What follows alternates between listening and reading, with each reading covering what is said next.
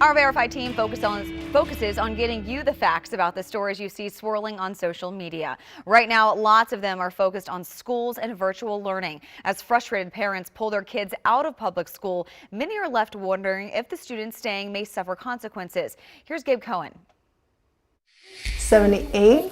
Erin Byers' kitchen is now a classroom. 80. I want you to write an F. She just unenrolled 5-year-old John from a public school in Fairfax County, Virginia. Virtual wasn't working. Virtual was not working. John is slightly delayed.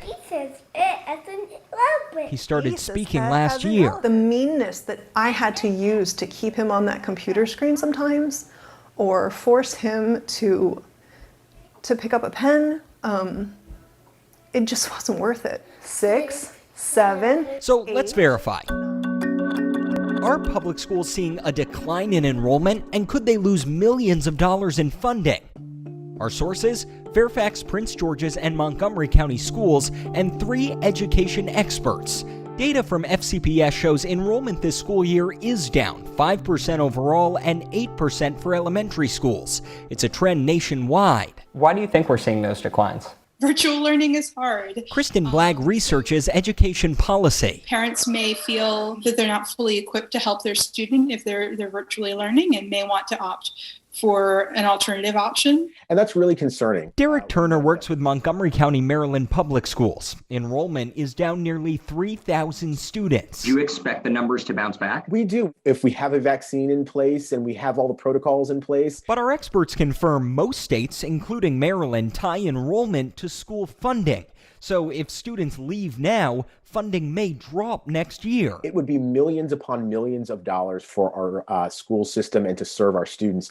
And again, if we see that increase in students next year, we won't have the funding to meet the needs of those new students. Some districts are now asking states to use last year's enrollment, but those states are already facing budget problems from COVID. I think that there is a very firm possibility that states will use the fact that enrollment is declining in public schools in order to take the cuts. Rebecca Sibilia is an expert on public school funding. If that happens, our neediest public schools are likely to suffer the most. Areas with less wealth typically rely more on state funds for public schools. Compare Montgomery County, Maryland to nearby Prince George's County, where census data shows the average income is 32% lower.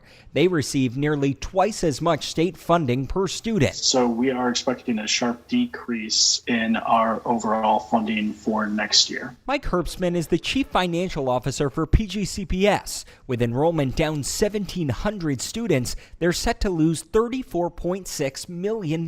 Just because of the enrollment. Yes, that's correct. And with other state funds set to end, Herbstman says they may face a $170 million budget gap next year. They're now looking at hiring and overtime freezes, cutting down discretionary spending, and dipping into savings. There is definitely reason to be concerned that there will be fewer services available next year. Cool robots, Moby. That could affect families like Yvette Reyes and her daughter Lisette. Yvette is a single mom and essential worker in Prince George's County. What's been the toughest part of virtual learning? Getting the work done. Start. 7-year-old Lisette does most of her classwork alone. Makes my hands tired. And my arms too. If I had an increase to where I can pay the tuition for private school, I wouldn't hesitate not one bit about it. But that's not an option. So she's waiting out virtual learning, hoping her daughter's school doesn't take a huge hit. I can't do it. I can't sacrifice her education for our financial stability.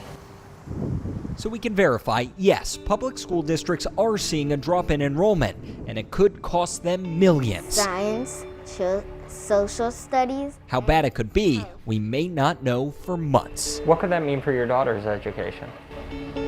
She's going to be missing on a lot. With your Verify, I'm Gabe Cohen.